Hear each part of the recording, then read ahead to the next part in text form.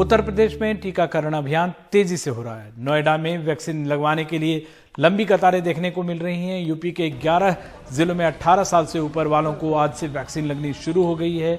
टीकाकरण के लिए 5,50,000 डोज लखनऊ पहुंची है, जहां से अलग अलग जिलों में सप्लाई की जा रही है। भारत बायोटेक और सीरम इंस्टीट्यूट के दोनों टीके मंगवाए गए हैं। कोविशील्ड की 4 लाख डोज और कोवैक्सीन की 1.5 लाख डोज लखनऊ पहुंची है। इस वैक्सीन को राज्य के अलग अलग जिलों में भेजा जा रहा है। और उत्तर प्रदेश ने आज सुबह 7 बजे तक जो कर्फ्यू लगाया गया था उसे बढ़ाकर 17 मई सुबह 7 बजे तक कर दिया है। राज्य में पिछले 8 दिनों में सक्रिय मामलों में 77,000 केस कम भी देखने को मिले हैं। वहीं राज्य से आज से 11 जिलों में 18 से 44 साल की उम्र के लोगों का टीकाकरण शुरू होने जा रहा है।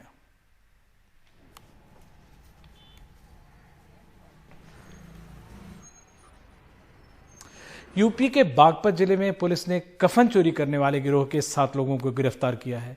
इनके पास से मृतकों के 520 सफेद चादर, 127 सफेद कुर्ते, 52 सफेद साड़ियां और दूसरे कपड़े बरामद हुए हैं।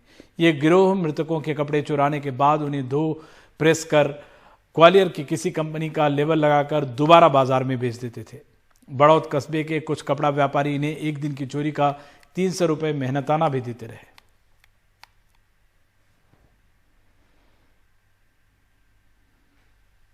बिहार के बेगूसराय जिले में 18 साल से ज्यादा के टीकाकरण अभियान में युवाओं का हुजूम उमड़ पड़ा है। भीड़ ज्यादा होने के चलते टीकाकरण की जगह सदर अस्पताल से उसे शिफ्ट कर दिनकर भवन में कर दिया गया, जिससे कुछ देर के लिए अफरा तफरी का माहौल भी हो गया। बाद में सदर अनुमंडल पदाधिकारी ने वहां पहुंचकर हालात को संभाला और युवाओं को बताया कि रोजाना टीका लगेगा, इसलिए प्रशासन का सहयोग करें ताकि सबको टीका लग सके। छत्तीसगढ़ की राजधानी रायपुर में वीटीआई ग्राउंड, चांगोरा भाटा और दीनदयाल ऑडिटोरियम के बाहर हजारों की संख्या में लोग वैक्सीन लगाने पहुंच रहे हैं। वैक्सीन लेने के लिए लोगों की लंबी कतारें यहां भी देखी जा रही हैं।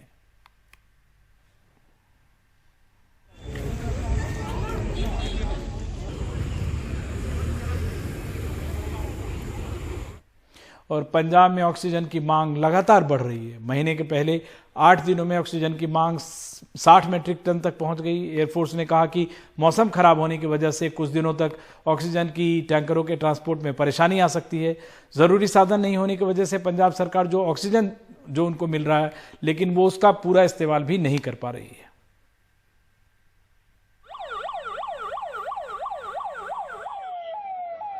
पंजाब में केस बढ़ने की वजह से सरबजीत सिंह जैसे कई लोगों को अपने रिश्तेदारों को प्राइवेट अस्पताल में भर्ती करवाने के लिए संघर्ष करना पड़ रहा है, जहां ऑक्सीजन सप्लाई की गारंटी हो।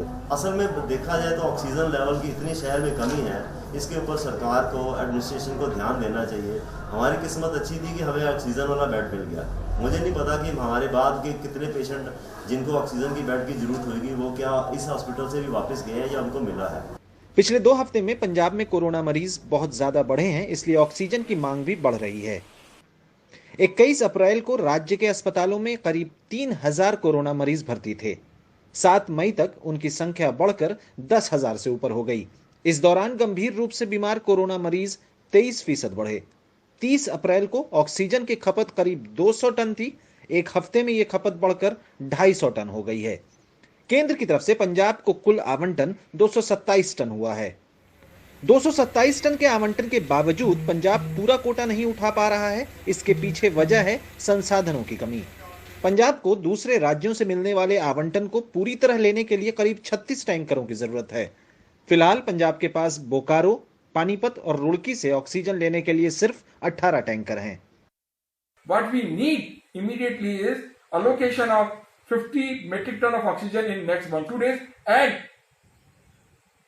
इतना ही ऑक्सीजन का अलोकेशन अगले आने वाले 4-5 दिनों में और होना चाहिए। टोटल मिला के हमें 100 मीट्रिक टन ऑक्सीजन चाहिए। आज हमारे जो इश्यूज हैं उनमें ऑक्सीजन के अलावा जो हमारे नेबरिंग स्टेट्स जो प्लांट्स हैं वहां से हमारा अलोकेशन का भी बैकलॉग चल रहा है। These plants are because of different reasons they are not able to supply us the required allocation. दूसरा इशू है बोकारो, जो हमारा अलोकेशन हुआ है वो बहुत दूरी पर है। वहां से turn around time, despite IAF helping us in flying our tankers there, वो उतना एफिशिएंटली पॉसिबल नहीं हो सकता, बिकॉज आने जाने में टाइम बहुत लगता है। कई मरीज दिल्ली एनसीआर से इलाज के लिए पंजाब आ रहे हैं। इससे भी राज्य की स्वास्थ्य सेवाओं पर दबाव बढ़ा है। मुख्यमंत्री अमरिंदर सिंह की इस मांग को केंद्र ने ठुकरा दिया है कि राज्य सीधे ऑक्सीजन का आयात करें। केस हर रोज बढ़ रहे हैं और जानकारों का अंदेशा है कि इसी महीने हर रोज करीब 10,000 केस आने लगेंगे। इस संकट से निपटने के लिए आने वाले दिनों में ज्यादा मेडिकल ऑक्सीजन की जरूरत पड़ेगी। चंडीगढ़ से मोहम्मद गजाली, एनडीटीवी इंडिया। समाज में एका हो तो बड़ी मुश्किलों का हल भी आसानी से ढूंढा जा सकता है। राजस्थान के बाड़मेर में बढ़ते संक्रमण के चलते रातों रात यहां 2 अस्थायी अस्पताल बना दिए गए।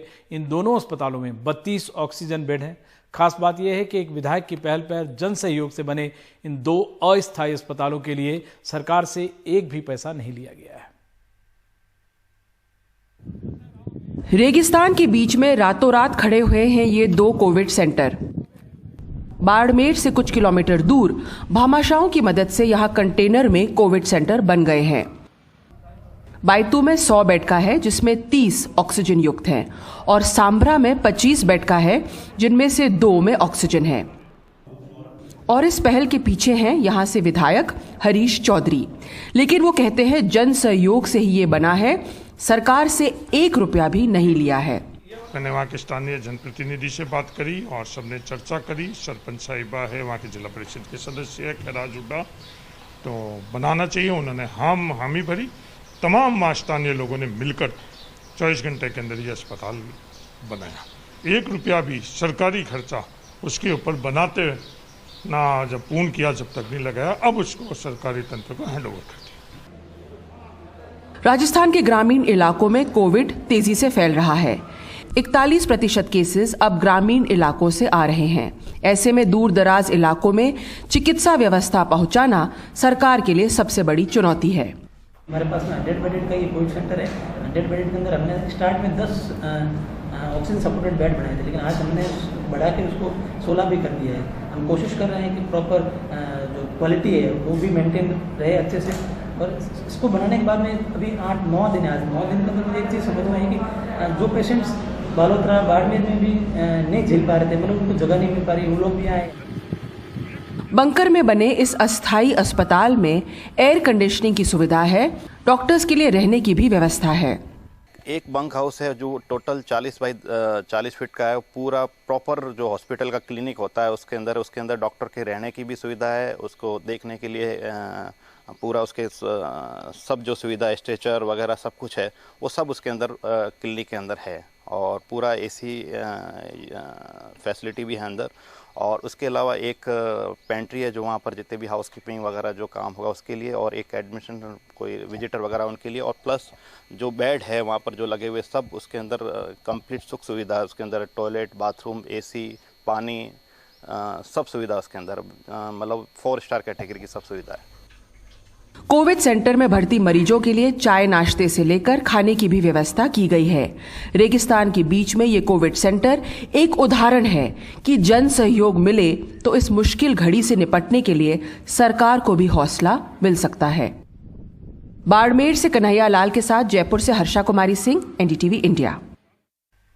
कोरोना की दूसरी लहर लोगों के लिए जानलेवा तो साबित हो ही रही है। इससे बेजुबान जानवरों का भी बुरा हाल है। कई पालतू जानवर ऐसे हैं जिनके मालिकों की जान चली गई है। साथ ही कई परिवार ऐसे हैं जो घर में आइसोलेट हो गए हैं। ऐसे में बड़ी संख्या में पालतू जानवर बेसहारा हो गए हैं। देखते हैं हमारी सहयोगी सोनाक्षी चक्रवर्ती की ये रिपोर्ट। मैं ठीक एक एनिमल शेल्टर में हूँ, नोएडा में एक ऐसे गृह में जहाँ पे एक ही परिवार से 11 ऐसे कुत्ते आए हैं जहाँ पे मालिक जो है उनके मर गए हैं कोविड के वजह से, लेकिन यहाँ पे इनको रेस्क्यू किया गया है इस नोएडा के एनिमल शेल्टर में। आइए इस पे और बात करते हैं पूनम जी से और योगेंद्र जी से जो ध्यान फाउंडेशन से है। ध्यान फाउंडेशन जो एक ग्रुप है अभी इस एनिमल शेल्टर जीव गृह का देखभाल कर रहे हैं। ज़रा बताइए हमें, एक ही परिवार से 11 ऐसे डॉग्स कुत्ते हैं जिनको थैंकफुली रेस्क्यू कर दिया है हमने, आप लोगों ने, कोविड की वजह से। तो कोविड का असर जानवरों पे बहुत ज़्यादा सख्त रहा है, ज़रा इसके बारे में बताइए। सोनाक्षी, आप बिल्कुल सही कह रही हैं। जानवरों पे बल्कि मैं ये कहूँगी ज़्यादा असर पड़ रहा है, क्योंकि ये हम मानवों के ऊपर निर्भर करते हैं। इनका खाना पीना, जितने भी शहरी एरिया में जानवर रहते हैं वो सब हम लोगों के ऊपर, जितने यहाँ पे ढाबे हैं उनका जो लेफ्ट ओवर फूड होता था, जो सब्जी मंडियाँ उनका खाना, और बाकायदा ये तो प्यार में पले बढ़े थे, इनके मालिक इनके साथ रहते थे, इनके लिए बाकायदा खाने का, दवाइयों का, कूलर का, हर चीज़ का इंतज़ाम था। अब इनके मालिक एकदम से चले गए, ये अबेंडेंड हो गए, इन्हें तो ये पता भी नहीं है कि इनके मालिक नहीं रहे हैं। हमारे रिश्ते में कोई जाता है, हम फिर भी तसल्ली कर लेते हैं, इन्हें कुछ नहीं पता कि अचानक इनकी ज़िंदगी में इतना अंतर कैसे आ गया, वो इतने अच्छे माहौल से यहाँ कैसे आ गए हैं। तो ये बिल्कुल इस वक्त इन्हें बहुत प्यार की, बहुत केयर की, बहुत अपनेपन की ज़रूरत है, ताकि ये दोबारा से यहाँ के माहौल में मिल सके और बन सके। इंसानों में समझ होती है, जानवरों में समझ नहीं होती। आपके एनिमल शेल्टर में कितने ऐसे कॉल या रिक्वेस्ट आए होंगे आपको कि जानवर को लेने के लिए, कुत्तों को लेने के लिए, क्योंकि घर पे कोई देखभाल करने को नहीं है कोविड के वजह से, क्योंकि घर में खुद इंसान कोविड महामारी को लेके अब खुद परेशान है। अब पिछले करीब 1.5 से 2 महीने में ही करीब 25 हमारे पास ऐसी कॉल आई हैं जो कि पहले बिल्कुल नहीं आती थी। और अब इस कोविड के कारण इन जानवरों का तो हम देख पा रहे हैं कि इन पे क्या दिक्कत हो रही है, पर इसके अलावा साथ साथ ध्यान फाउंडेशन बाकी जानवरों के लिए भी कर रहा है।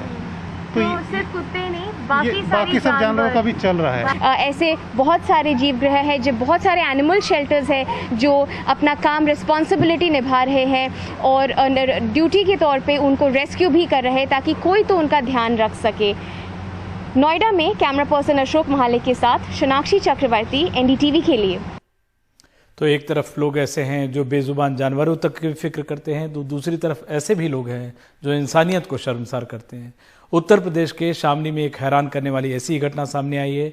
यहाँ की एक महिला की मौत के बाद उनके शव को 4 कंधे नसीब नहीं हुए और नगर पालिका के कर्मचारी कचरा गाड़ी में शव को श्मशान ले गए। इस महिला की मौत कोरोना की वजह से नहीं हुई, फिर भी डर के चलते कोई कंधा देने को तैयार नहीं हुआ। प्रशासन ने अब मामले की जांच के आदेश दिए हैं।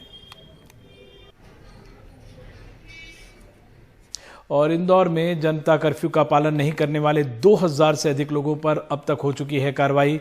इंदौर जोन के आईजी हरिनारायचारी मिश्र ने बताया कि अलग अलग शहर में अलग अलग तरीके से जनता कर्फ्यू का पालन कराया जा रहा है। किसी में अस्थायी जेल में भेजकर, तो कहीं धूप में खड़ा कर, तो कहीं उठक बैठक भी करवाया जा रहा है। वहीं अब जो पकड़े जा रहे हैं उनसे 1-2 घंटे परेड भी करवाई जा रही है। पुलिस का कहना है कि इससे उनका स्वास्थ्य भी ठीक रहेगा।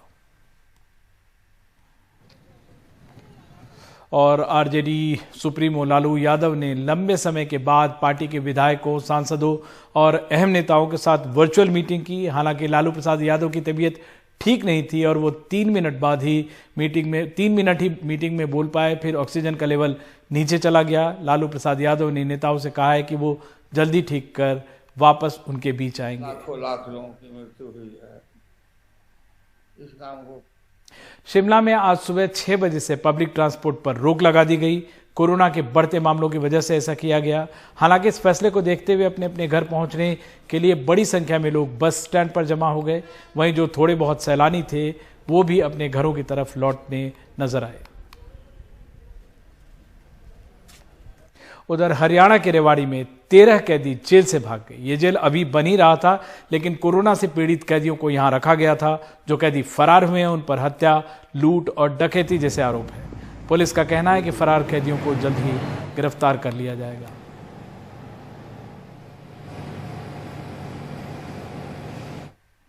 अयोध्या में साधुओं और आम लोगों के भोजन प्रसाद का वितरण किया जा रहा है। शहर में कई जगहों पर यह अभियान चल रहा है।